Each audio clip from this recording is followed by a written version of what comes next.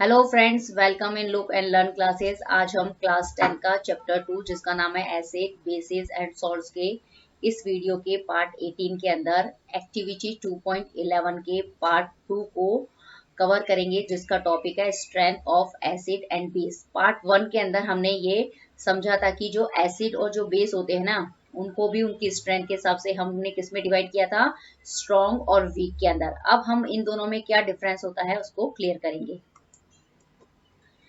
सबसे पहले हम देखते हैं difference between strong and weak acid में। तो सबसे पहले है strong acids are molecules that completely dissociated into their ions when it is in a water. मतलब जो स्ट्रॉन्ग एसिड्स जो होते हैं ना, वो मॉलिक्यूल्स होते हैं। ओके। और मतलब यदि उनको हम वाटर के अंदर डिसॉल्व करते हैं तो वो क्या हो जाते हैं, कंप्लीटली डिसोसिएटेड हो जाते हैं। ये that is very important. Completely dissociate मतलब हो जाता है किसमें होंगे वो, आयंस। अपने आयंस के अंदर क्या होते हैं, वो कंप्लीटली डिसोसिएटेड हो जाते हैं। लेकिन जो वीक एसिड्स होते हैं are molecules that partially dissociated into ions in aqueous solutions. लेकिन जो वीक एसिड जो होते हैं उनको यदि आप वाटर के अंदर क्या करेंगे, डिसॉल्व करेंगे, तो उनका जो डिसोसिएशन होता है ना, वो पार्शियली डिसोसिएशन होता है। That is very important, partially dissociation. और वो भी क्या होंगे, वो पार्शियली डिसोसिएटेड होके किसके अंदर ब्रेक डाउन होगा, वो भी क्या बनाएंगे, आयंस बनाएंगे। लेकिन इसमें एक ये खास बात है कि दोनों डिफरेंस में एक यही बात है कि इसमें कंप्लीटली डिसोसिएशन होता है, इसमें पार्शियली डिसोसिएशन होता है। सपोज जैसे हमने क्या करा, चार मॉलिक्यूल्स क्या ले लिए, आपने एसिड के ले लिए। ओके, यहाँ पे आपने चार मॉलिक्यूल्स लिए, तो वो चारों के चारों मॉलिक्यूल्स क्या होंगे, अपने आयंस के अंदर डिवाइड हो जाएंगे। वीक एसिड के भी हमने क्या लिए हैं, फोर मॉलिक्यूल्स लिए आपने सपोज। ओके, तो फोर में से क्या होगा कि जो टू जो होंगे, दो मॉलिक्यूल्स जो होंगे एसिड के, वो क्या करेंगे, वो ही क्या होंगे, डिसोसिएटेड होंगे। और जो दो होंगे वो डिसोसिएट ही होंगे, इसीलिए इसको हम क्या कहते हैं, पार्शियली डिसोसिएशन कहते हैं। ओके। अब pH of strong acid solutions is very low. जो स्ट्रॉन्ग एसिड्स जो होते हैं ना, उनकी जो पीएच की जो वैल्यू होती है वो क्या होती है, बहुत ही कम होती है। मतलब कितनी होती है, 0 to 2 तक होती है। ओके। लेकिन pH of weak acid solutions is about 3 to 5। लेकिन जो वीक एसिड का जो पीएच होता है, उसकी पीएच वैल्यू कितनी होती है, 3 to 5 होती है। ओके। तो मतलब पीएच में भी क्या होता है कि डिफरेंस होता है। Acid dissociation constant is a higher value. मतलब जब एसिड का जो डिसोसिएशन कांस्टेंट वैल्यू जो होती है वो हायर वैल्यू होती है, मतलब हाई होती है। तो मतलब क्योंकि क्यों होती है, क्योंकि जितने भी स्ट्रॉन्ग एसिड्स होते हैं ना, उसके सारे के सारे मॉलिक्यूल्स क्या होते हैं, सबके सब क्या हो जाते हैं, ब्रेक हो जाते हैं, टूट जाते हैं। तो उनकी जो डिसोसिएशन वैल्यू जो होगी वो भी क्या होगी, हाई होगी। ओके। इसी तरीके से acid dissociation constant is lower value. इसमें क्या होगा, वीक एसिड के अंदर क्या होता है, जो वीक एसिड्स जो होते हैं उनकी जो डिसोसिएशन कांस्टेंट वैल्यू होती है वो बहुत ही कम होती है। क्यों, क्योंकि जितने सारे के सारे जो एसिड के मॉलिक्यूल्स जो होते हैं उनका ब्रेकडाउन नहीं होता है। अब ये होता है कि इसके अंदर क्या होते हैं कि जो स्ट्रॉन्ग एसिड्स जो होते हैं वो release all the hydrogen ion to the solutions. मतलब जितने भी एसिड के मॉलिक्यूल्स आप डालेंगे तो वो क्या करेंगे, वो सारे के सारे एसिड मॉलिक्यूल्स क्या करेंगे, हाइड्रोजन आयंस जो होंगे वो रिलीज करेंगे। लेकिन इसमें क्या होता है कि weak acid do not release all hydrogen ion. लेकिन जो वीक एसिड जो होते हैं ना, वो क्या होते हैं कि मतलब सारे के सारे ब्रेक डाउन नहीं होते हैं। तो मतलब अगर ब्रेक डाउन नहीं होंगे तो वो सब के सब क्या करेंगे, जो ब्रेक होंगे वो ही सिर्फ क्या करेंगे, हाइड्रोजन आयंस रिलीज करेंगे। और जो जिन एसिड मॉलिक्यूल्स का ब्रेक डाउन नहीं हो रहा है वो हाइड्रोजन आयंस जो होते हैं वो रिलीज नहीं करते हैं। तो हाइड्रोजन आयन का जो मतलब कॉन्सेंट्रेशन जो होगा ना, इनके सॉल्यूशन में क्या होगा, कम होता है। क्लियर। अब देखते हैं हम स्ट्रॉन्ग एसिड और वीक एसिड जो होते हैं उनमें उसके एग्जांपल्स देख लेते हैं। क्योंकि आपके एक क्वेश्चन ऐसा आता है कि right the differences between strong acid and weak acid with examples. तो आपको उसमें क्या देना पड़ता है, मतलब 2 या 3 आपको एग्जांपल्स भी लिखने पड़ते हैं। तो मतलब जहाँ पे यहाँ पे HCl है जिसको हम हाइड्रोक्लोरिक एसिड बोलते हैं, H2SO4 जिसको हम सल्फ्यूरिक एसिड बोलते हैं, HNO3 है जिसको हम नाइट्रिक एसिड बोलते हैं, हाइड्रो ब्रोमिक एसिड जिसको हम HBr बोलते हैं, और HI जिसको हम हाइड्रो आयोडिक एसिड्स बोलते हैं। और यहाँ पे आपको एक क्वेश्चन ये भी पूछा जा सकता है कि जो HCl है, मतलब जितने भी ये जो स्ट्रॉन्ग एसिड है ना, इनको हम स्ट्रॉन्ग एसिड क्यों बोलते हैं। तो आपको क्या करना पड़ता है उस कंडीशन के अंदर, ये जितनी भी स्ट्रॉन्ग एसिड की जो प्रॉपर्टीज है ना, वो आपको उसके आंसर्स में लिखनी पड़ती है। इसी तरीके से अब हम देखते हैं वीक एसिड। वीक एसिड जो होते हैं उसका एग्जांपल कौन कौन से, एक तो मेन जो होता है ना एसिटिक एसिड, जो उसका ये मेन एग्जांपल आपकी बुक में भी दिया हुआ है, और एक ये कार्बोनिक एसिड। मतलब ये दो तो आपको बहुत अच्छे से लर्न कर लेने हैं। लेकिन ये मतलब इन 5 ये जो एग्जांपल्स है उसमें से आप कोई से भी 3 एग्जांपल अच्छे से कर लेंगे तो आप वो एग्जाम्पल वहाँ एग्जाम में लिख सकते हैं। ये है HF, जिसको बोलते हैं हाइड्रोफ्लोरिक एसिड। H2SO3, जिसको बोलते हैं हम sulphurous acid. H2O water, HNO2 nitrous acid, H2CO3 carbonic acid, and CH3COOH acetic acid. अब आप ये जो जितने भी एग्जांपल जो वीक एसिड के है ना, तो इसमें भी एक क्वेश्चन पूछा जा सकता है किसी को भी पुट करके कि जैसे CH3COOH एसिटिक एसिड है, जो वो वीक एसिड में क्यों है। तो इसका जो रीजंस जो है ना, वो अगर आता है, मतलब अगर आप ये रीजंस अब लिख देंगे तो वो क्या हो जाएगा, वो उसका एग्जांपल हो जाएगा कि मतलब इसकी इन रीजंस की वजह से हम क्या करते हैं, उसको वीक एसिड के अंदर कंसीडर करते हैं। अब ये है कि जैसे एक मैं इसमें बता देती हूँ, जैसे H2SO4 है, इसको हम सल्फ्यूरिक एसिड बोलते हैं, लेकिन H2SO3 जो है वो सल्फ्यूरस एसिड होता है। इसी तरीके से HNO3 जो है वो नाइट्रिक एसिड है, लेकिन जो HNO2 जो होता है ना, उसको हम नाइट्रस एसिड बोलते हैं। तो मतलब ये आपको मतलब थोड़ा कंफ्यूज करते हैं, तो मतलब इनको बहुत ही प्रॉपर मतलब अच्छे से आपको लर्न कर लेना है। ओके, अब देखते हैं स्ट्रॉन्ग बेस और वीक बेस में क्या डिफरेंस है। तो सबसे पहला डिफरेंस है कि strong base is a compound that can completely dissociated into its cation and hydroxyl ions in aqueous solutions. Okay, जो स्ट्रॉन्ग बेस होते हैं ना, वो क्या होते हैं, वो भी क्या होते हैं, एक कंपाउंड ही होते हैं, मतलब एक मॉलिक्यूल्स ही होते हैं। तो वो क्या होते हैं कि मतलब यदि उनको आप किसी भी वाटर के अंदर, एक्वस सॉल्यूशन का मतलब ये होता है कि यदि आप उनको किसी भी वाटर के अंदर डिसॉल्व करते हैं ना, तो वो किसके अंदर डिसोसिएटेड हो जाते हैं, कैटायंस और हाइड्रोक्सिल आयंस के अंदर वो डिवाइड हो जाते हैं। और इसमें भी मेन यही चीज है कि जो स्ट्रॉन्ग बेस है चाहे स्ट्रॉन्ग एसिड है, उनका जो डिसोसिएशन जो होता है ना, वो कंप्लीटली होता है। That is very important. Okay, अब जो वीक बेस होते हैं, a weak base is a compound that partially dissociated into its hydroxyl ion and the cations creating an equilibrium conditions। मतलब यदि weak base जो है वो भी क्या होते हैं, एक कंपाउंड होते हैं, लेकिन यदि आप उसको किसी भी वाटर सॉल्यूशन के अंदर क्या करेंगे, डिसॉल्व करेंगे, ओके, तो क्या होंगे कि वो भी क्या देंगे, मतलब हाइड्रोक्सिल आयंस देंगे और कैटायंस देंगे। ओके, लेकिन इसके अंदर क्या होता है कि मतलब वीक बेस है, इसीलिए इनका जो डिसोसिएशन जो होगा वो कैसा होगा, पार्शियली डिसोसिएशन होगा। That is very important. दोनों में यही सबसे ज्यादा फर्क है कि मतलब यहाँ पे कंप्लीटली डिसोसिएशन होता है, मतलब जितने भी स्ट्रॉन्ग बेस के यदि आप 4 मॉलिक्यूल्स लेते हैं तो वो चारों के चारों क्या हो जाते हैं, मतलब उनका ब्रेक डाउन हो जाता है। और वो ब्रेक डाउन किस में होगा, हाइड्रोक्सिल आयन मतलब OH माइनस आयन के अंदर, और कैटायंस मतलब पॉजिटिव आयन के अंदर हो जाएगा। इसी तरीके से जो वीक बेस की यदि आप 4 मॉलिक्यूल्स ले रहे हैं ना, तो उसमें से क्या होंगे, सिर्फ जो 2 मॉलिक्यूल्स जो होते हैं सपोज, उनका ही क्या होता है, वो ब्रेक डाउन होता है। तो इस तरह का जो ब्रेक डाउन होता है उसको हम बोलते हैं partially dissociation. That is very important.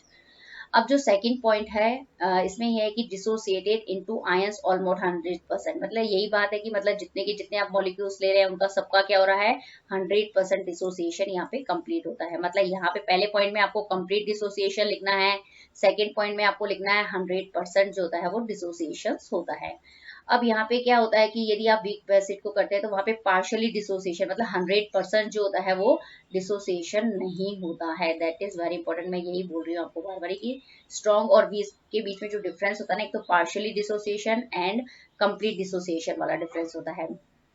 Third difference ये होता है कि मतलब इनकी जो पीएच वैल्यूज होती है ना, वो कितनी होती है, 14 के क्लोज होती है, मतलब जो स्ट्रॉन्ग बेस होते हैं। लेकिन जो वीक बेस जो होते हैं उनकी जो पीएच वैल्यू जो होती है वो greater than 7 but lower than 14। मतलब इनकी जो पीएच वैल्यू होगी ना वो 7 से तो ज्यादा होगी और 14 से क्या होती है, कम होती है। ठीक है, तो मतलब इस तरीके से हम कह सकते हैं कि इनकी पीएच वैल्यू जो होती है वो बहुत ज्यादा हाई होती है, और इनकी जो पीएच वैल्यू जो होती है वो बहुत ज्यादा मतलब क्या होती है, 14 से कम होती है। ओके, और ये क्या होते हैं, जो स्ट्रॉन्ग बेस जो होंगे, जैसे नाम से ही हमें पता चलता है कि स्ट्रॉन्ग, स्ट्रॉन्ग का मतलब होता है रिएक्टिव, और कैसे रिएक्टिव होंगे, हाईली रिएक्टिव होते हैं। और जो वीक बेस होते हैं वो क्या होते हैं, लेस रिएक्टिव होते हैं। मतलब ठीक है, मतलब यदि इनकी किसी मेटल ऑक्साइड मतलब नॉन मेटेलिक ऑक्साइड से आप रिएक्शन कराते हैं तो मतलब क्या करते हैं, हैंड टू हैंड ही हो जाती है इनकी रिएक्शन, जैसे ही वो एक दूसरे के कांटेक्ट में आते हैं रिएक्शंस हो जाती है। क्लियर। अब हम देखते हैं कि मतलब जैसे हमने इनका डिफरेंस किया है, तो वो जो डिफरेंस जो आपको एग्जाम में लिखने पड़ते हैं ना, तो विद एग्जांपल्स आपको क्या करने पड़ते हैं, डिफरेंस लिखने पड़ते हैं। तो हम यहाँ देख लेते हैं स्ट्रॉन्ग बेस के एग्जांपल्स क्या है। तो सबसे पहला एग्जांपल है सोडियम हाइड्रोक्साइड, जिसको हम बोलते हैं NaOH। पोटेशियम हाइड्रोक्साइड, जिसका केमिकल फार्मूला है KOH। और लिथियम हाइड्रोक्साइड, जिसको हम बोलते हैं LiOH। ओके। तो मतलब यहाँ पे एक बात आपको ध्यान रखनी है कि जो भी बेस होते हैं ना, जनरली क्या होता है कि उनके नाम के आगे जो उनका जो केमिकल नेम होता है उसमें क्या लगता है, हाइड्रोक्साइड। और हाइड्रोक्साइड का मतलब होता है OH माइनस। क्लियर। तो मतलब ये इसका मेन मतलब पॉइंट है कि मतलब इसका नेम हम किस तरीके से लिखते हैं। अब जो वीक भी मतलब यही मैंने बताया कि अब इनमें से आपको कोई सा भी यहाँ पे दे सकते हैं कि जो NaOH जो है वो स्ट्रॉन्ग बेस क्यों है, तो वो ही आपको क्या करना है कि यहाँ पे ये सारे पॉइंट्स आपको क्या कर देने हैं, वहां पे लिख देने हैं, तो वो उसका आंसर हो जाएगा। इसी तरीके से अब जो वीक बेस जो है उसके एग्जाम्पल है NH3 अमोनिया। अब ये है कि मिथाइल एमीन जो है वो वीक बेस का एग्जांपल है, तो मिथाइल को हम लिखते हैं CH3। ओके। और ये जो एमीन है ना, मिथाइल एमीन जो है उसको हम लिखते हैं NH2। ओके। अब जो डाई मिथाइल एमीन है, तो मतलब मिथाइल के कितने मॉलिक्यूल्स हो गए, यहाँ पे 2 मॉलिक्यूल्स हो गए। मिथाइल को हम किससे डिनोट करते हैं, CH3 से डिनोट करते हैं। और 2 मॉलिक्यूल्स है तो आप क्या करेंगे, इसको 2 लिख देंगे और ये NH लिख देंगे। क्लियर। तो ये डाई मिथाइल एमीन भी जो हो गया वो वीक बेस का एग्जांपल हो गया। और सबसे मतलब जो मतलब जनरली एकदम सबसे इजी एग्जांपल है वीक बेस का, वो है वाटर। ओके। ये वाटर। अब इसका एक और एग्जांपल है वीक बेस का अमोनियम हाइड्रोक्साइड, तो इसको हम लिखेंगे NH4OH।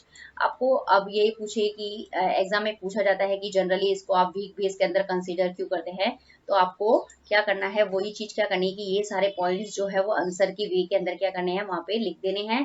तो इन बेस के ऊपर हम क्या करेंगे, इनको हम वीक बेस के अंदर कंसीडर करते हैं। ओके। क्लियर। इस तरीके से आप क्या कर सकते हैं, अपना आंसर कंप्लीट कर सकते हैं।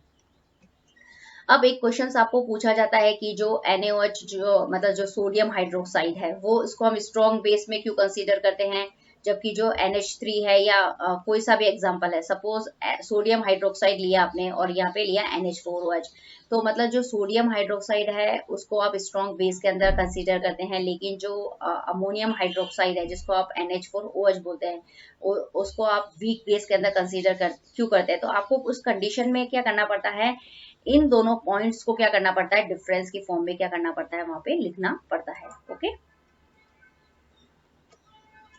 अब हम क्या करते हैं, इस पिक्चर्स के थ्रू क्या करते हैं, मतलब स्ट्रॉन्ग एसिड वीक एसिड को अच्छे से समझ लेते हैं। जैसे ये हमने क्या करा, स्ट्रॉन्ग एसिड ले लिया, यहाँ पे आपने कोई सा भी एक एग्जांपल ले सकते हैं सपोज। तो क्या करते हैं कि जो स्ट्रॉन्ग एसिड जो होते हैं ना, एसिड जो होते हैं वो हमेशा हाइड्रोजन आयंस रिलीज करते हैं। क्लियर। स्ट्रॉन्ग एसिड को क्या करा अपन ने, क्या कर दिया, वाटर के अंदर क्या करा, इसको डिजोल्व करा। ओके। तो क्या कर देखते हैं, जैसे कि हम स्ट्रॉन्ग एसिड को वाटर के अंदर डिसॉल्व करते हैं, तो सारे के सारे जितने भी मॉलिक्यूल्स होते हैं ना इस एसिड के, वो सबके सब क्या हो जाते हैं, डिसोसिएटेड हो जाते हैं। मतलब कंप्लीट डिसोसिएशन यहाँ पे शो करता है ये। और वो डिसोसिएट होके क्या करते हैं कि मतलब वो कौन से आयंस रिलीज करते हैं, हाइड्रोजन आयंस रिलीज करते हैं मोर नंबर के अंदर। मतलब क्योंकि सारे के सारे एसिड मॉलिक्यूल्स क्या हो गए, वो डिसोसिएटेड हो गए हैं, तो वो सारे के सारे क्या करेंगे, वो हाइड्रोजन आयंस देंगे। तो इससे क्या होगा कि जो हाइड्रोजन आयंस का जो नंबर होगा ना, वो क्या होगा, इसके अंदर ज्यादा होगा पर यूनिट वॉल्यूम में।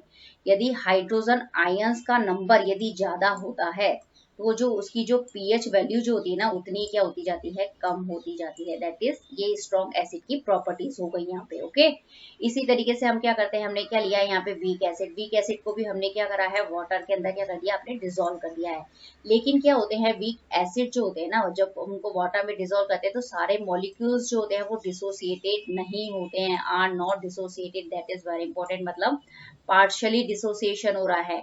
ओके। तो इसमें क्या होगा कि यदि पार्शियली डिसोसिएशन होता है ना, तो वो क्या करते हैं, वो कम मात्रा के अंदर क्या देते हैं, वो हाइड्रोजन आयंस रिलीज करते हैं। ओके। क्योंकि सारे के सारे एसिड मॉलिक्यूल्स जो रहे वो डिसोसिएटेड नहीं हो रहे हैं यहाँ पे, तो जितने होंगे वही हाइड्रोजन आयन देंगे। तो इस वजह से क्या होगा, हाइड्रोजन आयन का जो होगा ना नंबर, वो कम मतलब यहाँ पे आपको देखने को मिलता है।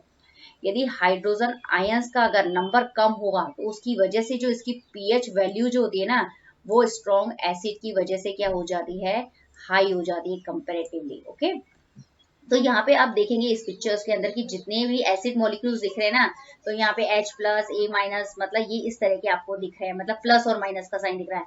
लेकिन आप इस पिक्चर्स के अंदर देखेंगे ना, तो इस पिक्चर्स में ये वाला जैसे मॉलिक्यूल्स आप देख रहे हैं, सपोज ओके HA, ओके ये वाला मॉलिक्यूल्स आप देख रहे हैं, ओके ये वाला मॉलिक्यूल्स जो आपको दिख रहा है ना, ये क्या हो रहे हैं कि इनका डिसोसिएशन ही नहीं हो रहा है, यहाँ पे इनका डिसोसिएशन नहीं हो रहा है। और जो दो मतलब थोड़े जो मॉलिक्यूल्स जो है ना एसिड के, वो प्लस और माइनस आयंस के अंदर डिवाइड हो रहे हैं, तो इसलिए इसमें क्या होता है, पार्शियली डिसोसिएशन देखने को मिलता है। इसी तरीके से हम क्या करते हैं, आप देखते हैं स्ट्रॉन्ग बेस और वीक बेस को समझते हैं पिक्चर से। तो स्ट्रॉन्ग बेस को यदि हम क्या करते हैं, वाटर के अंदर क्या करते हैं, हम डिसोल्व करते हैं। ओके, तो ये सारे के सारे जो मॉलिक्यूल्स जो होते हैं स्ट्रॉन्ग बेस के, वो क्या हो जाते हैं, डिसोसिएटेड हो जाते हैं, टूट जाते हैं, मतलब इनका कंप्लीट डिसोसिएशन हो जाता है। क्लियर? अब क्या होता है कि कंप्लीट डिसोसिएशन होने के बाद में क्या होगा कि यदि कंप्लीट डिसोसिएशन वहां होगा ना, तो सारे के मतलब वो सब क्या करेंगे, हाइड्रोक्सिल आयंस रिलीज करेंगे, और उससे क्या होगा कि उनका जो नंबर होगा ना हाइड्रोक्सिल आयन का पर यूनिट वॉल्यूम के अंदर, वो क्या हो जाएगा, मतलब ज्यादा हो जाएगा इस कंडीशन के अंदर। और यदि हाइड्रोक्सिल आयंस का नंबर यदि ज्यादा होता है, तो उसकी जो पीएच वैल्यू जो होती है ना, वो भी क्या होती है, ज्यादा होती है। ओके, इसी तरीके से हम क्या देखते हैं कि वीक बेस को क्या करते हैं, जब आप क्या कर रहे हैं, वाटर के अंदर क्या कर रहे हैं, डिसॉल्व कर रहे हैं। ओके, तो इसमें हम देखते हैं कि सारे के सारे मॉलिक्यूल्स जो रहे हैं ना, वो डिसोसिएटेड नहीं हो रहे इस कंडीशन के अंदर। तो अगर सब मॉलिक्यूल्स डिसोसिएट नहीं होंगे, तो हाइड्रोजन आयंस जो होंगे वो कम मात्रा में रिलीज होंगे। तो वो जो हाइड्रोजन आयंस कम होंगे, तो पर यूनिट वॉल्यूम के अंदर उन आयंस का जो कॉन्सेंट्रेशन जो होगा ना, वो भी क्या हो जाएगा, कम हो जाएगा। और इनका जो पीएच की वैल्यू जो होती है ना, वो स्ट्रॉन्ग बेस, यदि पीएच की जो वैल्यू होती है वो स्ट्रॉन्ग बेस की कंपैरेटिवली क्या होती है, कम होती है। ओके, तो मतलब इसका रीजन क्या होता है कि मतलब हाइड्रोक्सिल आयंस कम है ना, तो उसकी वजह से इनका जो पीएच जो होगा ना, वो क्या होगा, कम होगा। ठीक है, तो इस तरीके से आप क्या कर सकते हैं, इस डायग्राम के थ्रू भी क्या कर सकते हैं, स्ट्रॉन्ग एसिड और वीक एसिड, स्ट्रॉन्ग और वीक एसिड है, स्ट्रॉन्ग बेस है, वीक बेस है, उनकी प्रॉपर्टीज को आप इस पिक्चर से भी बहुत अच्छे से अपने माइंड के अंदर क्या कर सकते हैं, सेट कर सकते हैं, और एग्जाम में इसको लिख सकते हैं। ओके, अब हम देख लेते हैं कि किस तरीके से इक्वेशन फॉर्म के अंदर इनका डिसोसिएशन को आप समझ सकते हैं। तो यहाँ पे हम समझते हैं strong and weak acid and base का डिसोसिएशन किस प्रकार होता है। Strong acid and bases completely dissociated in solutions, मतलब यदि आप क्या करेंगे, HCl और NaOH लिया, सपोज HCl आपने क्या लिया, यहाँ पे स्ट्रॉन्ग एसिड लिया है। ओके, तो ये क्या करते हैं, जब आप इनको वाटर के अंदर डिसॉल्व करते हैं ना, AQ का मतलब होता है आपने इसको वाटर के अंदर डिसॉल्व किया हुआ है, तो क्या होगा कि ये वाटर के अंदर क्या देंगे, एक तो हाइड्रोजन आयंस दे देंगे, और मतलब क्या दे देंगे, क्लोराइड आयंस दे देंगे। क्लियर? और मतलब इसको आप स्ट्रॉन्ग एसिड इसलिए बोल रहे हैं यहाँ पे कि क्योंकि जितने के जितने मॉलिक्यूल, सपोज यहाँ पे 10 मॉलिक्यूल्स लिए हैं HCl के, तो 10 के 10 ही क्या हो जाएंगे, मतलब कंप्लीटली डिसोसिएट होकर हाइड्रोजन और क्लोराइड आयन लेंगे। इसी तरीके से आप स्ट्रॉन्ग बेस लेते हैं, स्ट्रॉन्ग बेस के भी आपने क्या ले लिए, सपोज 10 मॉलिक्यूल्स ले लिए, तो इसको बोल रहे हैं हम सोडियम हाइड्रोक्साइड, इसको भी आपने क्या करा है, पानी के अंदर क्या कर दिया, डिसॉल्व कर दिया। ओके, तो ये भी क्या होगा, इनका कंप्लीट डिसोसिएशन होगा, और ये क्या बनाएंगे, सोडियम आयंस बना लेंगे, और OH माइनस आयंस जो वो रिलीज करेंगे। ओके, ये सोडियम आयंस हो गए, और ये हाइड्रोक्सिल आयंस हो गए। अब इसी तरीके से जो वीक एसिड और जो बेसिस जो होते हैं ना, वो क्या होते हैं, इनमें पार्शियली डिसोसिएशन होता है जब आप उनको वाटर के अंदर डिसॉल्व करते हैं। तो वीक एसिड का एग्जांपल लिया आपने यहाँ पे एसिटिक एसिड, सपोज आपने क्या करा है, 10 मॉलिक्यूल्स जो हैं आपने क्या करा है, मतलब वाटर के अंदर डिसॉल्व करा है। ओके, तो अब क्या होता है कि जैसे ही हम इसको वाटर के अंदर डिसॉल्व करते हैं, तो इसमें से केवल 8 मॉलिक्यूल, सपोज आप ऐसे समझ लिए कि वही क्या हो रहे हैं, डिसोसिएटेड हो रहे हैं, मतलब पॉजिटिव और नेगेटिव आयन के अंदर, मतलब ये हो गया एसिटेट आयंस और ये हाइड्रोजन आयंस। और जो बाकी जो 2 मॉलिक्यूल्स जो बच गए हैं ना एसिटेट के, वो क्या हो रहे हैं, उनका मतलब डिसोसिएशन नहीं हो रहा है। तो इस तरीके का जो डिसोसिएशन जो होता है ना, उसको हम पार्शियली डिसोसिएशन कहते हैं। ओके, अब हम देखते हैं कि जो आपने यहाँ पे लिया है ये वीक बेस लिया है। वीक बेस में आपने क्या लिया है, अमोनिया। ओके, इसको क्या करा है, एक क्यू का मतलब मैंने आपको समझा दिया है कि इसको वाटर के अंदर क्या करना है, आपको डिसोल्व करना है। ओके, ये आपने इसको वाटर के अंदर क्या कर दिया, डिसोल्व कर दिया। तो क्या होगा कि मतलब ये दोनों ही क्या है, वीक बेस है। ओके, तो ये क्या करेगा, जो H2 है ना, H2 क्या करेगा कि हाइड्रोक्सिल आयंस जो क्या करेगा, वो रिलीज कर देगा, और इसका क्या होगा, जो H जो होगा वो इसके साथ मिक्स होकर क्या बना लेगा, NH4 बना लेगा। ओके, तो इस तरीके से क्या होता है कि इसमें भी यही होता है कि जैसे आप यहाँ पे H2 मतलब NH3 को इसमें डाल रहे, तो सारे के सारे जो H2O जो है उनका ब्रेक डाउन, मतलब ये जो NH3 है ना, वो H2O को पूरा ब्रेक डाउन नहीं करने देगी। तो H2O के कुछ मॉलिक्यूल्स जो होते हैं वो हाइड्रोक्सिल आयंस जो होते हैं वो मतलब नहीं देते हैं। तो मतलब इस तरह का जो डिसोसिएशन होता है उसको हम बोलते हैं पार्शियली डिसोसिएशन। मतलब ये हमने क्या समझा, इक्वेशन के फॉर्म में। अब आपको यहाँ पे मतलब यही एग्जाम में पूछा जाता है कि जो हाइड्रोक्लोरिक एसिड जो होता है वो तो क्या है कि मतलब स्ट्रॉन्ग एसिड है, लेकिन एसिटिक एसिड जो है वो वीक एसिड है। तो आपका मेन रीजन क्या होगा, आंसर क्या होगा, वो कम्प्लीटली डिसोसिएटेड वाला होगा, और पार्शियली डिसोसिएट से आपको इसको समझाना है। इसी तरीके से जो NaOH जो स्ट्रॉन्ग बेस है, और ये जो H2O जो है वो वीक बेस है। तो मतलब सॉरी, NaOH जो है स्ट्रॉन्ग बेस है, और जो H2O जो है वो वीक बेस है। तो मतलब क्यों है, तो आपको यहाँ पे समझाना है कि मतलब ये क्या हो जाता है, कम्प्लीटली डिसोसिएटेड होते हैं NaOH, और जो H2O जो होता है वो अमोनिया की वजह से जो होता है उनका पार्शियली क्या होता है, डिसोसिएशन होता है। तो इस तरीके से आप इक्वेशन फॉर्म के अंदर भी उसको बहुत अच्छे से क्या कर सकते हैं, समझा सकते हैं। क्लियर? ओके, यदि आपको मेरा ये वीडियो पसंद आए तो प्लीज इसे लाइक कीजिए, शेयर कीजिए, और चैनल को सब्सक्राइब करना ना भूलें, जिसका नाम है लुक एंड लर्न क्लासेस। यदि आपने मेरे इस चैनल के प्रीवियस पार्ट को ना देखा हो तो उनको भी आप डिस्क्रिप्शन बॉक्स के अंदर क्लिक करके किसी भी मतलब पार्ट के ऊपर क्लिक करके वहां से आप उसको बहुत इजी वे में देख सकते हैं। Thank you very much.